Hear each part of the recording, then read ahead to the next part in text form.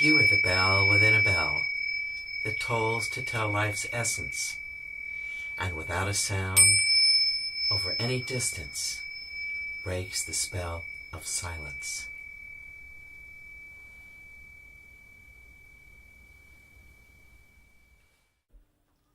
Welkom. Kom met de zaal of blessed. Jeg heter Maxine Gaudio, en jeg kutlet Max. Jeg hjemme i Reykjavik, og jeg elsker Iceland. Jeg elsker Iceland. I love it. Jeg lærer islandsk. Det mye perfect. Mye perfect. Og so, please stay with me as I go into my best language, for me, English. Because if you had to listen to me in Icelandic, we'd have a disaster between us.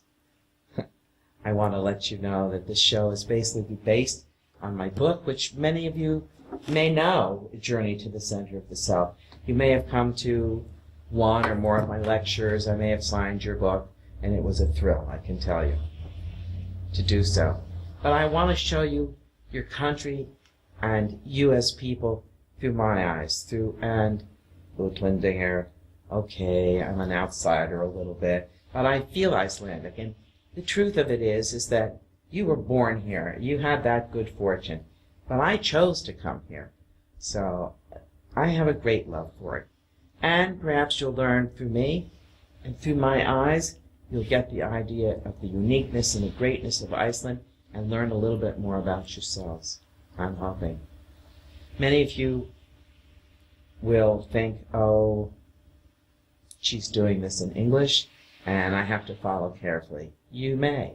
But English is so easy for you. You mostly have always done it. It's a country full of genius, absolute genius. I think probably it's because you learn this language very early, and your brain has to really move itself to do this. So I'm going to speak a little bit today about expressing your emotions through an art form. How young people, instead of, let's say, doing drugs, starting alcohol early, finding other means of expressing the anger, the sadness, the things that they feel in life, not only because of the human condition, but also because of the family situation that people have. Not just in Iceland, but everywhere. But it's certainly prevalent, and in some way, I feel that Iceland is like, it's like a research jar. It's small, and we get an opportunity to really see people as people, because it's like a neighborhood, and all the things that come with a neighborhood. Certainly we know in the older times, when people were with less money and with less means, things were very difficult here, so it made Icelanders very strong people, to say nothing of the fact that they're beautiful, but this is another subject.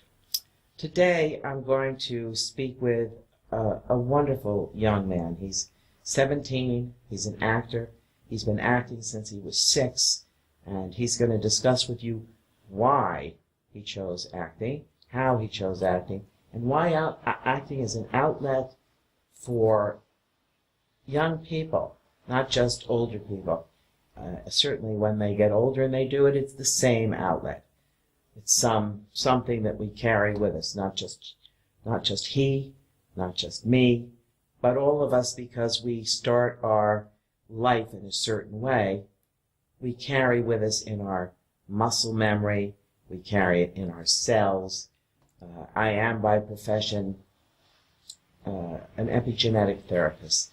That means that I use very high frequency to remove what's in the cells and what's in the muscle. There's memory of it. And so if you're used to somebody punching you in the stomach the way kids do now and again, they're fooling at school, your muscles in your stomach, when you start to see that possibility, they tighten. It's an old habit. So somewhere along the line, it's good to break those old habits.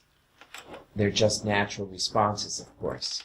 So before I go any farther, talking to you about something interesting, but I would more be interested in letting someone who is in that position. I introduce to you 20Magnu Magnuson. Thank you. You're very welcome. With whom I've had a lot of laughs in life. But I'm really interested. Who are you more like, your mother or your father, Magnu?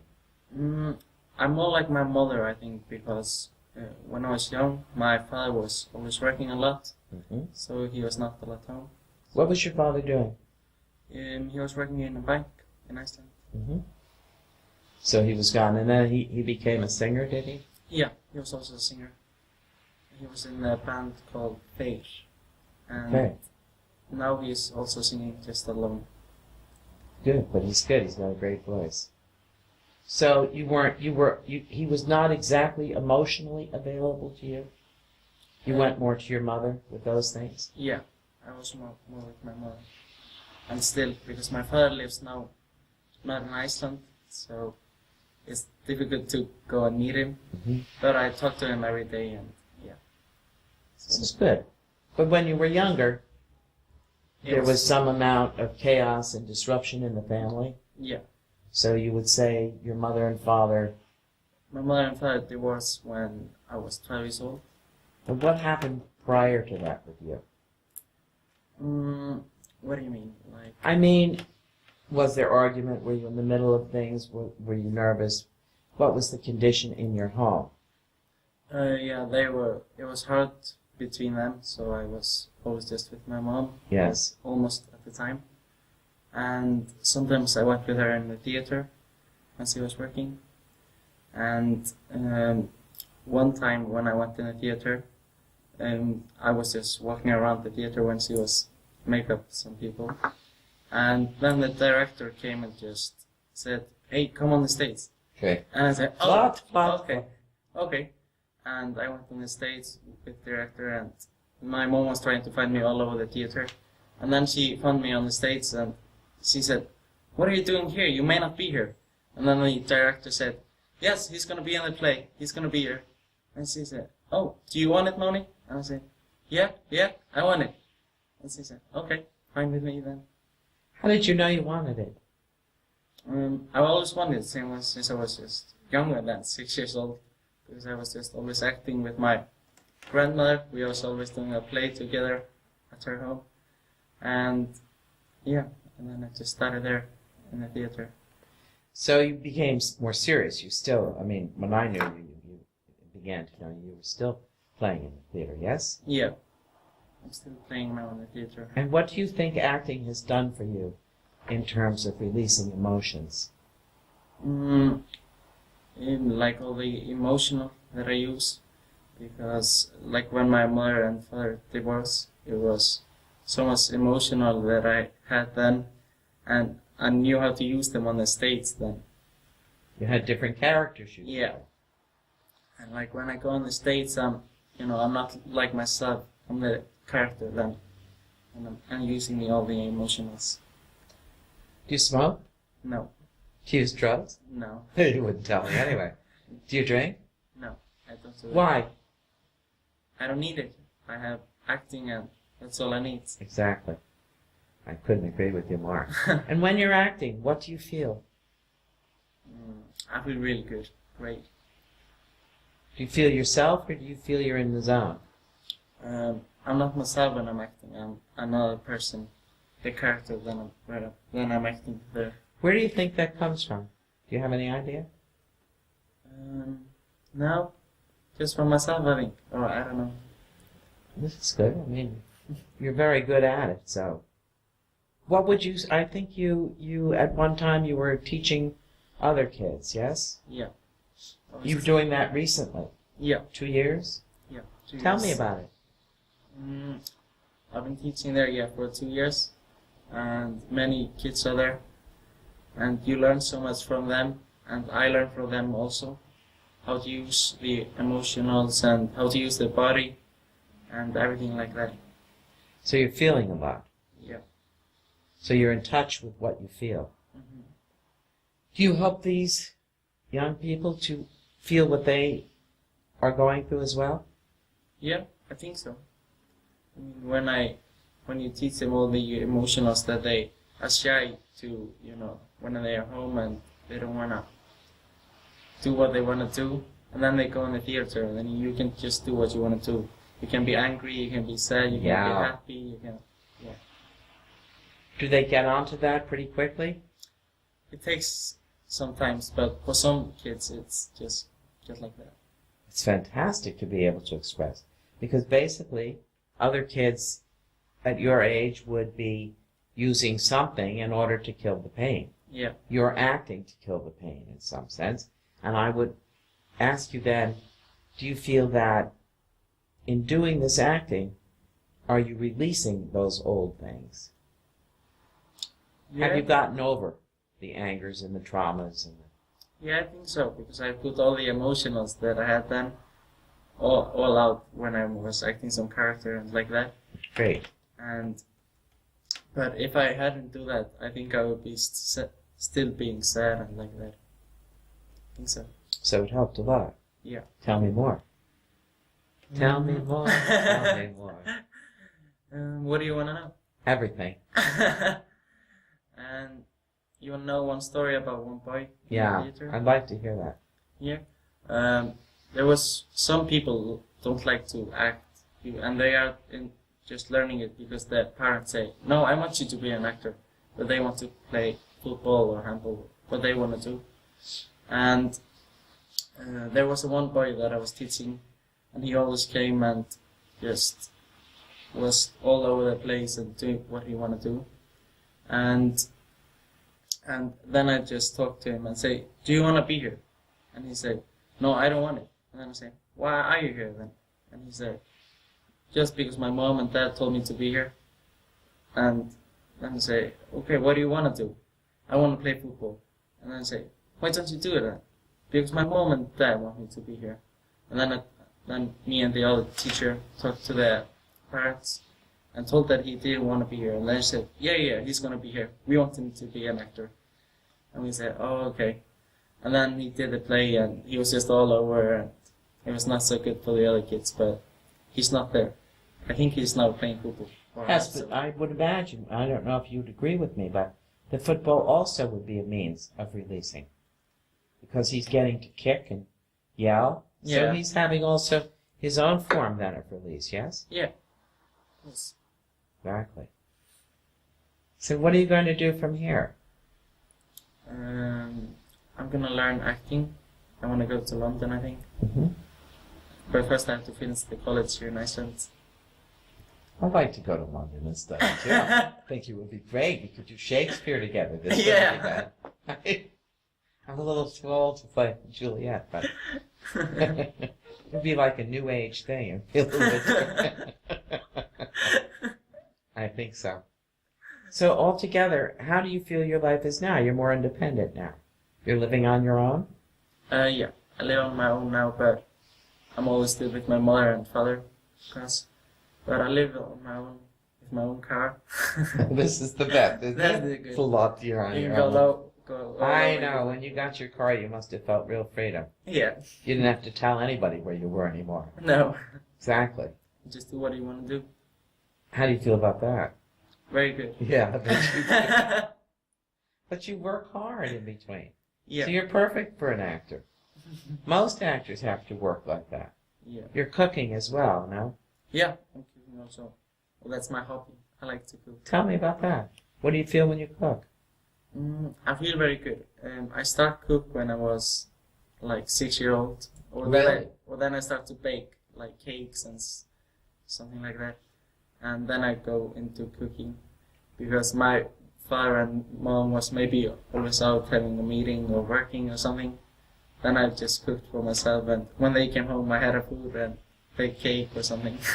See, I always think that it's very good to look at what you're doing, not as a negative, but to look at what you're getting and learning out of that situation. Mm-hmm. Some other child or, or person would say, "Oh, it's terrible, my parents aren't there to cook for me, and I have nobody." But instead, you became very self-sufficient, and I suppose you became an excellent cook. Yeah, I like it to be just home cooking, and now I learn it. Like some of my friends don't know how to cook spaghetti or chicken or something. Yeah. So, I think that is just so special. It is special. It's very special. It's also very creative. Yeah. Very creative. Because I'm sure you're not cooking from recipes. No. No. No. So when you're cooking, do you like to have people around, or do you just like to go into yourself and cook? No, I like to be alone. I don't like. That's it. Me Yeah. too. Me too. Don't like to have somebody watching me, because then I get just stressed and do something wrong. But when I'm alone, I can just do it and make good food. So would you say you're not conscious exactly when you're cooking, or you're very focused when you're cooking? Yeah, Yes. I would say that. So it's another form of relaxing. And it seems to me that you do some kind of meditation. Yeah. I may be wrong, but I think you do. Yeah, I do. I learned to meditate here in Iceland. Transcendental, TM? Yeah, in Borgatún. Yeah. And he told me to do it twice a day. But Oh, and I'm sure you do. but I try to do it once a day. Okay. Do you feel different when you do it? Yeah. How do you feel? Good. Because sometimes when I get stressed or having a panic attack or something, I just meditate and then I feel better. Okay. So tell me about the panic attack. When I'm going like in a test or something, or going on the States, I get a little bit nervous or panicky, and then I just do meditation for like 15 or 20 minutes, and then I'm much better. So what happens when you're meditating? Do you feel that you're also going in the zone? Yeah. Because what it really is, I'm sure they explained to you, is the unified field in some way. You may or may not remember, but the unified field, and what this is, it's complex. There's the gap, and even as we speak, there's space in between our speaking. But it's like, in some way, when you meditate, you're going into the center of the universe. And so you're taking that connection with the universe in the unified field, and it's from the unified field that everything is coming. Your acting is coming from there, your creativity is, so it's enhancing all of this. Do you feel that? Yeah, I do. When I just close my eyes and go in some and see just white. Ah, okay. It's good. And when you come out? I see the world. Aha! Excellent. This is called the relative. Yeah. And you know why? Because, we're just molecular structure, but I'm not going to go there in this moment. But I thought that you meditated, and I think that you changed a lot when you began to meditate. Yeah. You began to realize maybe you can't control your external environment, but you certainly can control your internal environment. Yeah. Which is really the most important. So, do you feel that you're aware of what's happening to you most of the time? Like... Emotionally. Are you aware of what's going on emotionally a lot of the time? Yeah, I do. Like, I don't know really. Well, I don't know, really. but, yeah, when I do the meditation, it's just feel much better. But do you know, in general, do you know when you feel sad, when you feel happy, when you're angry? Are you aware of it, and are you aware of what's causing it at the time? Yeah, of course. Of course, I know when I feel angry and something like that. And when you do meditation, it just goes away, or at least for me, it just then the sad and all the angry things and like that just go away, and I feel better. Would you recommend this to younger people? Yeah, it's very good. And also for people or kids who are, when the parents are divorcing and something like that, it's Happens really a lot. good. It's the new thing today. Yeah. It would help them to... And just to feel better and think better. Definitely. Yeah. Definitely. Because you're clearing away the mess. Yeah. And you're realizing that all of these emotions, if you think back to when you were younger, it doesn't mean anything to you now. Those things have kind of happened in a way to teach you something. Mm-hmm. And once you've learned the lesson, why go back? Right. The information's there already. Why go back and review that? It was bad enough as it was, yes? Yeah. I think so. I think that people would recognize that there's no need to be going back into things or going forward into things. It's now that matters. Yeah. And there was an old thing about be here now. I don't remember. I think it was Alan, but I'm not sure who said it. But it was be here now. If you're not being here in this moment, then you're eating what you ate yesterday. And if you're thinking about the future, you're into the food of tomorrow. So what's happening with the food that's in front of you now? No? Right. So live in the present, not the past. Exactly. You recognize that now. Yeah. Yeah, you're so rare. Believe me, you're so rare.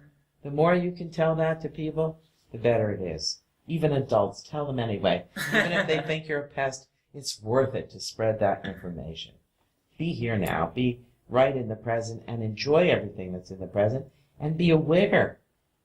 Be aware consciously, right? Yeah. Of what's happening. Why did that person say that to me? Why did this happen? Why did I respond that way? And then you begin to make corrections in yourself. You're 17? Yeah. Oh, imagine yourself in 10 years. Huh. Remember us little people when you're up there. Give me your autograph now, will you?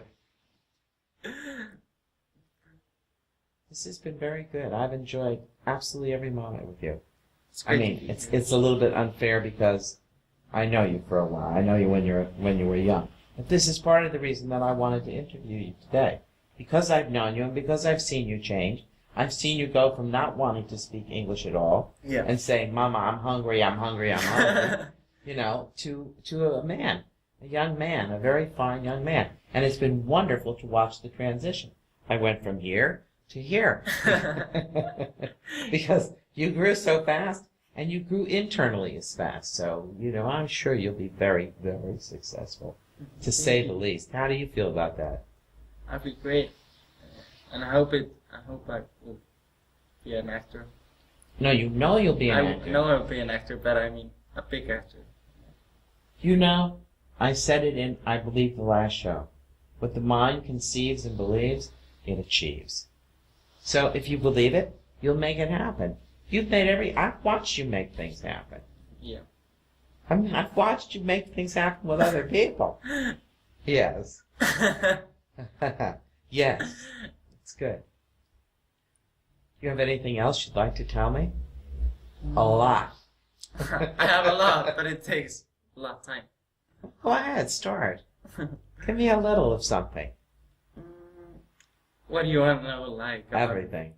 I know, but about the theater. How was the transition for you between your mother and your father when things calmed down? How was it to How was it to move between your parents without hurting one or hurting the other? So you go to Sweden now, you see your father. Yeah. Your father writes to you a lot each day? Right. So you have that contact. Yeah. What is it like being between your mother and your father? In the beginning, not now. Now it's good. Yeah, now it's good. Yeah, what was it like before? Before I was more with my mother, but because my father just moved out to Sweden, but now it's my spirit. Now I'm not between my father and mother. So were you at any time afraid to say something to one because it would hurt them, or to the other because it would hurt them? Yeah, sometimes I did something wrong, like said something about the other, and then I said something about mother and father between. But now it's my spirit, and we are all very good friends. This is lovely. How did it get to that, is the thing. And how did you go through that transition? Because if you say, oh, I love my dad, your mother's going to say, don't you love me?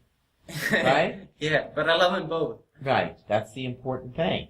But the other thing is, you must have felt in there somewhere that you were supposed to put your allegiance or your self to one or the other, without letting the other put you in a position.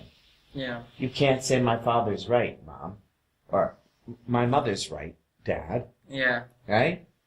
No, I couldn't do that because then the other one would be sad or not happy about it.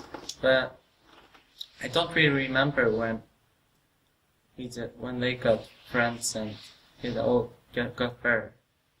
But it's good now. Yeah. So what happened? I think you have 2 sisters. Yeah. I have 2 sisters. And how did they respond? My other one is my father and mother. We have 2, and then I have 1 stepsister, and we are all very good friends. We are very often together and doing something. I always thought you were the leader there. You felt the responsible one, fixing everybody up, right? Yeah. So you have a sister, Ilva? Ilva and Arna. Right, but Ilva's studying law now? Yeah, lawyer, and she's flight attendant now. Is she closer to your father or your mother? Who's she more like? She's more like my father, I think, I and think I'm so. like my mom. I'll tell you something. You've done a wonderful job today, and I appreciate it.